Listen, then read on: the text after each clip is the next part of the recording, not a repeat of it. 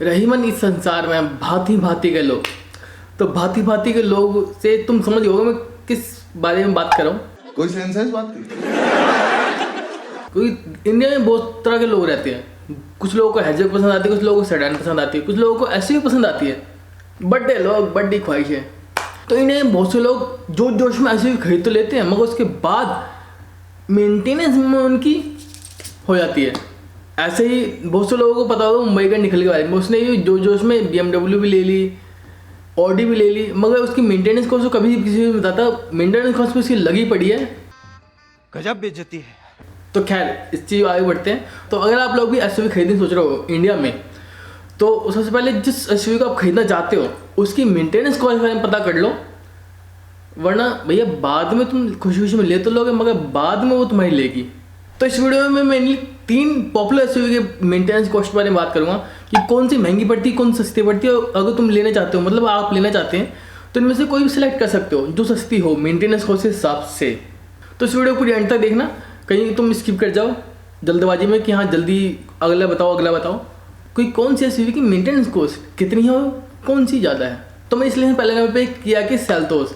तो सेल्टोस से पहले मेंटेनेंस कॉस्ट में बात कर लेते हैं, फिर आप लोग डिसाइड कर सकते हो कि उसे लेनी चाहिए या नहीं लेनी चाहिए। क्योंकि मेंटेनेंस कॉस्ट ही होती है भैया, तुम मर्जी में खरीद तो लोगे मगर मेंटेन तो करनी पड़ेगी ना। तो दक्षिण कोरिया की ऑटोमोबाइल कंपनी किया मोटर्स की सेल्टोस सबसे लोकप्रिय एसयूवी कार है।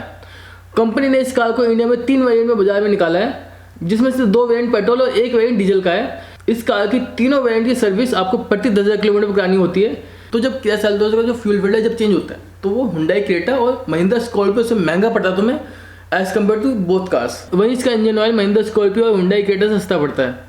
तो इन सब के हिसाब से हम ये मान सकते हैं कि किया सेल्टोस जो मेंटेनेंस कॉस्ट हमें पड़ता है वो स्कॉर्पियो से थोड़ा सस्ता पड़ता है और क्रेटा से थोड़ा सा महंगा पड़ता है। तो आप लोग ये डिसाइड कर सकते हो कि सेल्टोस लेनी चाहिए या नहीं लेनी चाहिए। मैं इसमें कुछ कमेंट नहीं कर रहा कि हाँ लेनी ही चाहिए, भैया तुम्हारे पर डिपेंड है। अगर तुम ये लेना चाहते हो तो इसकी मेंटेनेंस कॉस्ट भी ध्यान में रखना कि हाँ स्कॉर्पियो से थोड़ा सस्ता है और क्रेटा से थोड़ा सा महंगा है।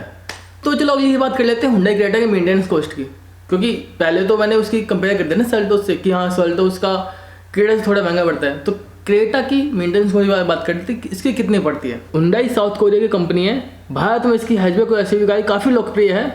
इन्हीं में से एक एसयूवी कार है हुंडई क्रेटा, जिसको कंपनी ने इंडिया में 3 वेरिएंट में लॉन्च किया है, जिसमें से 2 वेरिएंट पेट्रोल और 1 वेरिएंट डीजल का है। हुंडई क्रेटा का इंजन ऑयल स्कॉर्पियो की तुलना में सस्ता पड़ता है। वहीं इसकी सर्विस कॉस्ट भी महिंद्रा स्कॉर्पियो किया सेल्टोस के अपेक्षा सस्ती पड़ती है। ऐसे में जो मैंने चीज़ें बताई हैं इनके हिसाब से हुंडई क्रेटा इंडिया के अंदर सबसे लो मेंटेनेंस वाली एसयूवी है।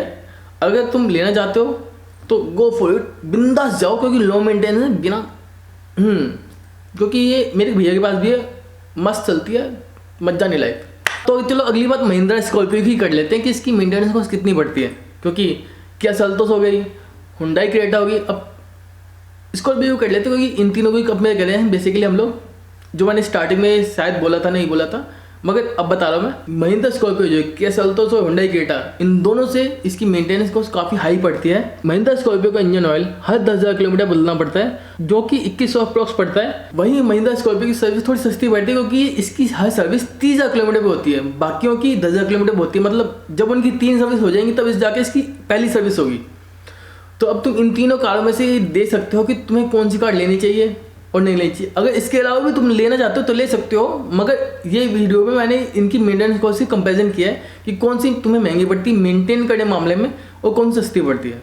और बाकी अगर तुम्हें इन तीनों गाड़ियों की डिटेल चाहिए हो कि हाँ सर्विस में क्या क्या चीज़ लगती है और क्या क्या का बिल आता है, तो उसके लिए मैं पर्टिकुलर वीडियो अलग कर दूँगा कि हाँ इसका ये सर्विस कॉस्ट है, इसका ये मेंटेनेंस कॉस्ट है, वो कर दूँगा मैं।